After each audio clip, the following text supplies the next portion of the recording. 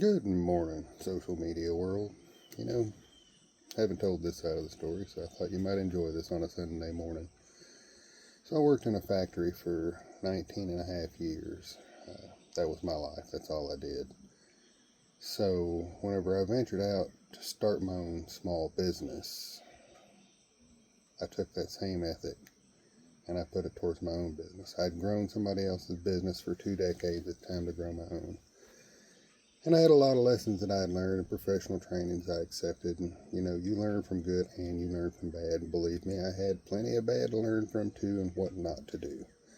I also had to do things 1000% above board because all eyes were on me. I was one of the first cannabis businesses to come to Kentucky. So that's all above board, all above table, everything in eyesight and on camera. That's just how it was. Well, in the 19 and a half years, I didn't take hardly any vacations, mainly because when I did, I was constantly called and it wasn't even fun. So that and the fact that I made just enough to survive, just like the rest of us. But that was what I brought into starting my own business. So when I started it, we was open 7 days a week. My mindset was I rent the property, I rent it for 24 hours a day. I need to utilize as much of that as possible. We worked 7 days a week, 10-hour days at first. We cranked it back to 8 because we seen real quick we had to have time to breathe. But we started out in Nicholasville in a tiny little store, and we had a few months under our belt, almost a year, if not a whole year. We decided to take on a bigger property there in Nicholasville, Kentucky, and I'm watching, we're at the very beginning of the cannabis industry in Kentucky, and I'm watching all these little businesses pop up everywhere, and they're all CBD this, CBD that. And, I knew I was at the beginning, and I was one of the first, and I also knew there was going to be competition coming. So as they started popping up, we started looking for another property, and when I found that property, it was on the bypass there, just past Camp Nelson, and I chose that because, well, that's part of our reason for being there is the veterans. First, my mother and my grandfather and my stepfather, they're all buried up at Camp Nelson. It's holy ground for me. Thousands of veterans pass our property daily. Hundreds of thousands pass our property to go to Camp Nelson. So that's kind of one of the reasons we chose the spot. It's a big property.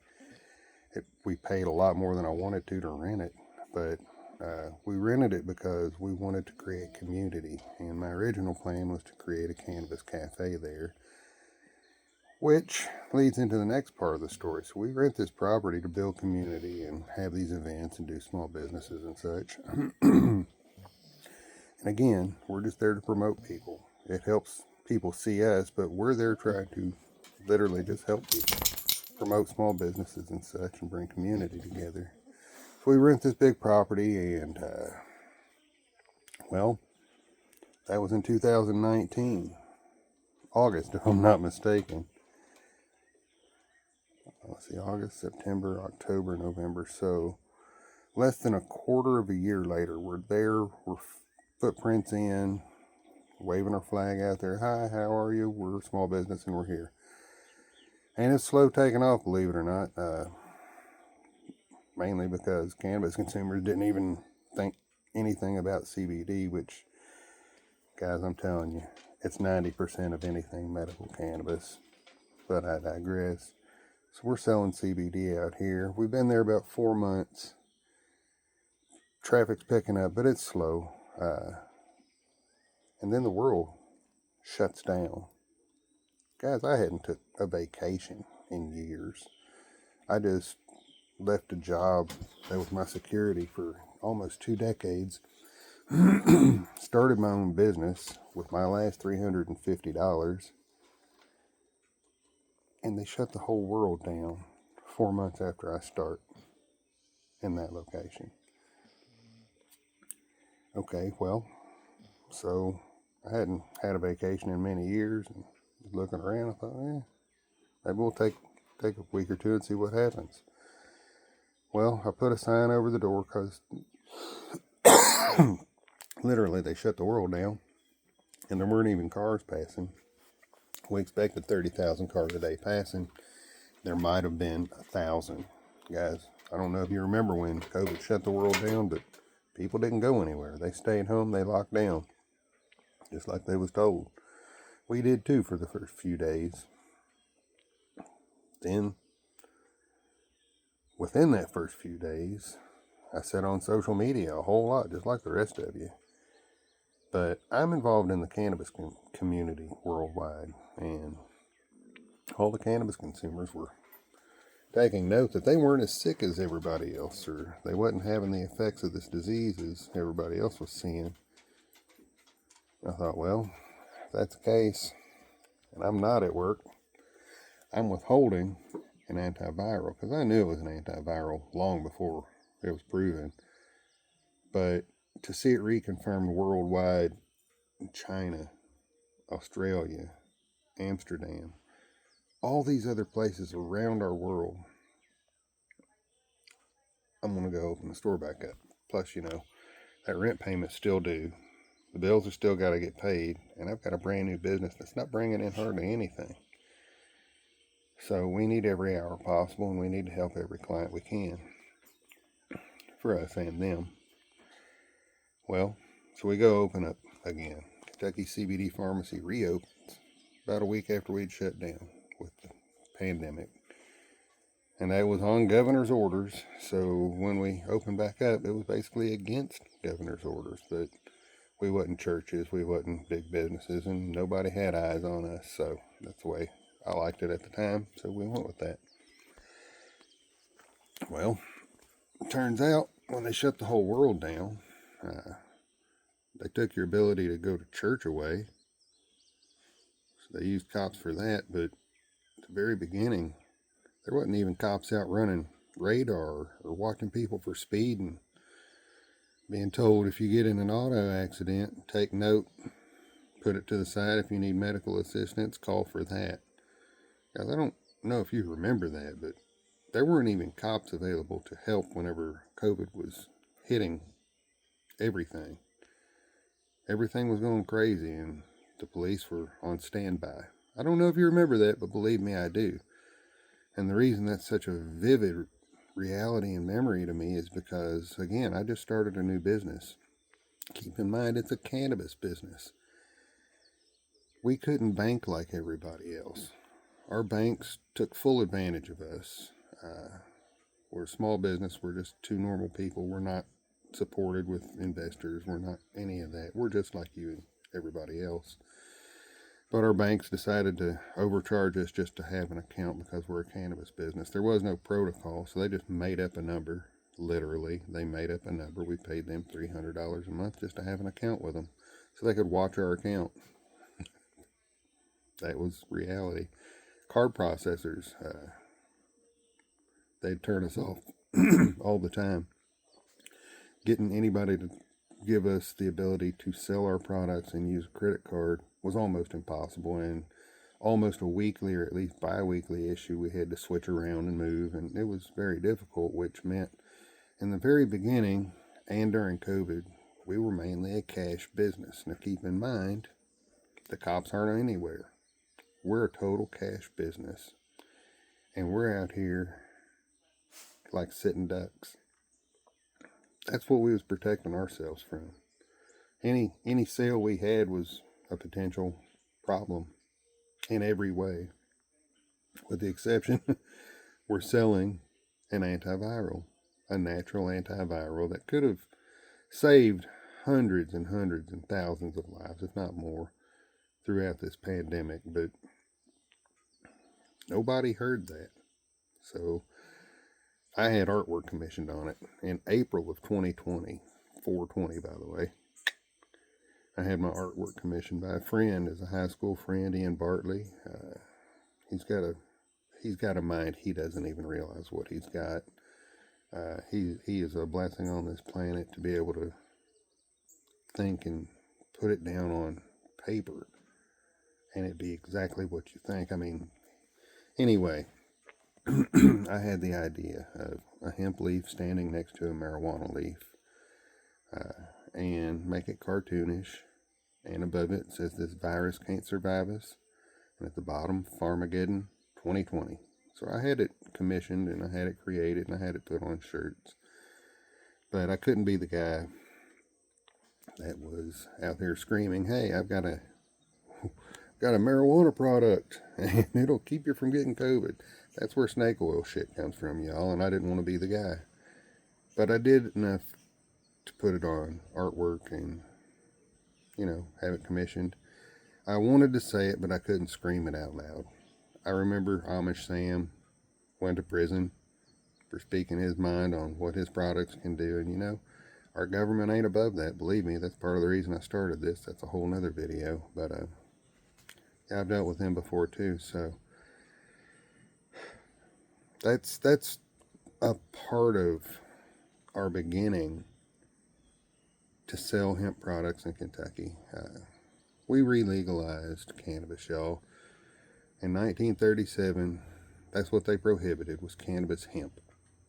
They didn't call it hemp at the time because that's what people knew it as. They called it marijuana, but it's the exact same plant. They just put a Spanish name on it that had a little racial undertone. They associated it with bad people and told you needed to protect your children from it. And guys, if you're watching the news right now, that's literally what they're saying again. Anyway, we re-legalized with the Farm Bill. Mitch McConnell tried to take that THC away from you again this week, whenever you see this video, let's say July 7th. They tried to take THC away from you again by banning it through the Farm Bill and banning it in hemp. And that bill actually passed. There was an amendment saying that we've got a year to either fix the language or learn to grow it another way. Your rights are being took, y'all, but you're not standing up. That's part of this video too. I've been an activist fighting for you all these years, and my own activists don't even realize what we have. My own activists argue with me, "Well, that Delta 9's weak." Guys, we're talking a molecule. This is molecular science. I was pretty damn good at chemistry. And I know when you break a molecule down to a molecule, that is the base thing. There is no light, medium, weak, strong. It is a molecule. It doesn't get smaller than that. So when you derive it from hemp or you derive it from marijuana, which is the same plant, cannabis, you extract it, you still got just Delta 9 THC, and then we got to put it back into things. And I'll tell you, you can hold quite a big amount of Delta 9 THC in a gummy legally right now, and people just refuse to believe it. But anyway, they'll figure it out. It'll be in the history book somewhere. People had it and didn't even know. It'll make you feel stupid then, but I probably won't even be here to tell you I told you so. They don't let information like that out quick. Anyway, so I'm just sitting there thinking, been through a lot. This whole COVID thing, we made it through it. We started a business when they shut the world down. We've been here for now 7 years, I believe. We started in 2018, so several years. Helped tens of thousands of people. I've done that with no social media. I've been on social media. Yes, I've got social media accounts, but my social media accounts have been restricted since 2018 because of the CBD being in my name of the company, and then I'd exhausted all appeals by 2019, so you haven't seen me. I've not been recommended, neither is my business, and you have to search it to find it.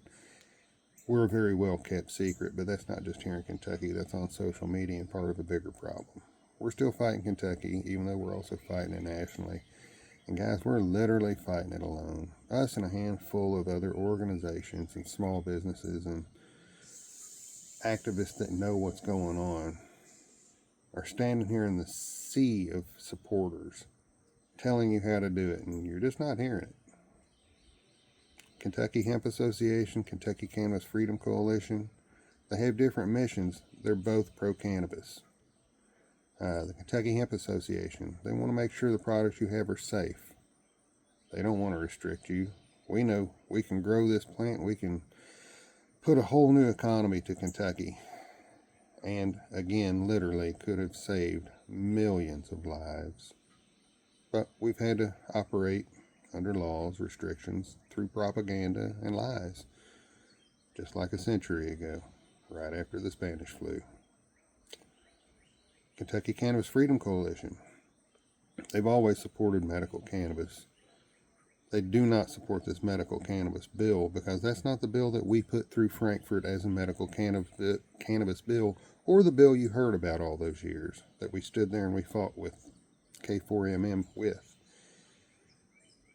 Guys, they made up a whole different bill, put it in front of you. You didn't read it. It's not the bill that we would have ever supported nor had fought for all those years.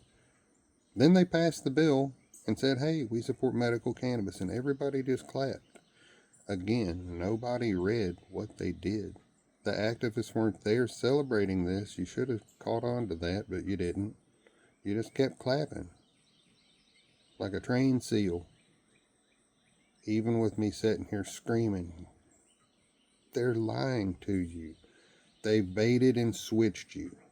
Anyway, KCFC fully supports cannabis decriminalization in this state and nationally. They support your right to vote on cannabis decriminalization yourself. Whether you do or you don't support it, you should have the right to vote. And in this state currently, you do not. Kentucky does not allow you to vote on cannabis unless it's an amendment, which we put through Kentucky for several years now. So you've actually had an amendment to vote on cannabis rights yourself in Kentucky, but your legislators and representatives refuse to acknowledge that. As a matter of fact, they created and passed a medical cannabis bill to distract you from HB 105, which was an amendment to the Kentucky Constitution that would allow Kentuckians to vote on cannabis decriminalization for themselves. If you heard about that, there's a very slight chance you heard about that, and it would have probably been echoed from me at some point. Chances are you don't know it was even there. That's just how it's all working, guys. I don't know how else to get through to people. I literally have my attorney reaching out to Meta to unblock my accounts because I am a legal activist business. It's actually helped to hold back my other businesses like the Final Ride, Shop Local Furniture, all them other businesses I had. I haven't been able to advertise them on social media either because of those restrictions. They restrict all of my social media accounts as well as my financial accounts, and I can't do online payments like a lot of people because I've been a canna man for a decade. That's what they see me as. Guys, I have never sold anything that isn't legal. I've always been legal from the start. This is what we've been up against, and again, we haven't had the support to do this. We've done this every day because first, we need to eat just like everybody else. Second, we're here to help people, so we have to be there to do that. Each one of us has our own issues, problems, chronic pains, anxiety disorders, PTSDs, and we still get up every day to go help everybody because we're a small business. We're in Kentucky, and no matter how your governor says, Kentucky small businesses really got to do good in Kentucky just to pay all the tax that they're burdened with by this state. Your governor could fix that. He hasn't. None of them have. Keep that in mind. So it's not an anti-Andy post on that. But keep in mind, he could help. But everybody's trained to clap for him. Right down to the point he's actually got bots and paid people to go on and interact on his social media to make sure everybody's clapping for him. And guys, it's so scary to see stuff like that, especially with him wanting to go for president too. I mean, we're seeing the kind of promotion that I studied way back when I was studying cannabis propaganda. Because when you're studying propaganda, you also have to study, well, old Chinese propaganda from the 80s. And watching them promote politicians, deny truth, throw up all this misinformation from both sides just to confuse the public. Ladies and gentlemen, if you're just watching and waiting on the outcome or to see what's going to happen, life's happening all around you, and it's definitely time to start saying something. We'll just keep it to cannabis right now. Your cannabis rights are getting taken, and you're the only one that can speak up for them.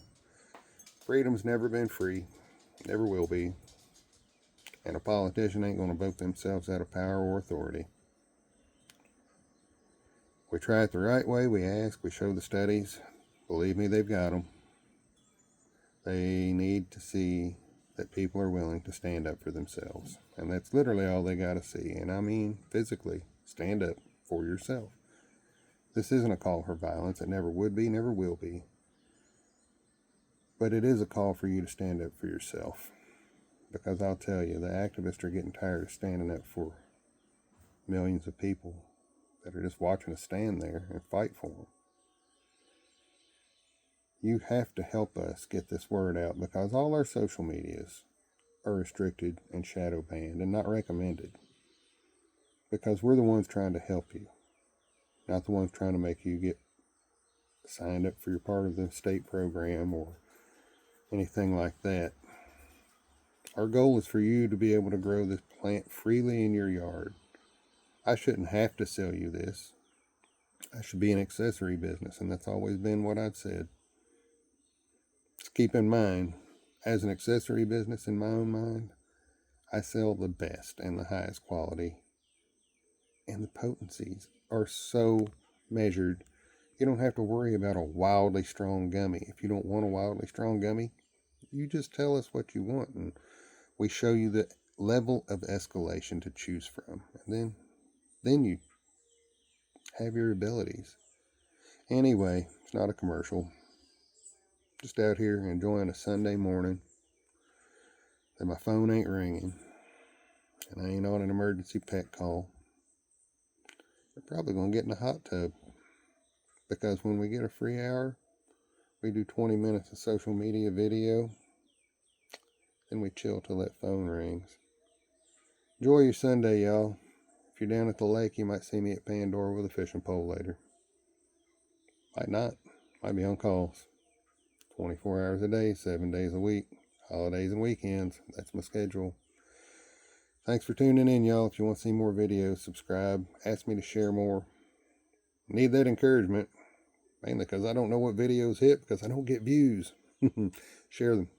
I'd appreciate that too. Deuces, y'all. Enjoy your Sunday.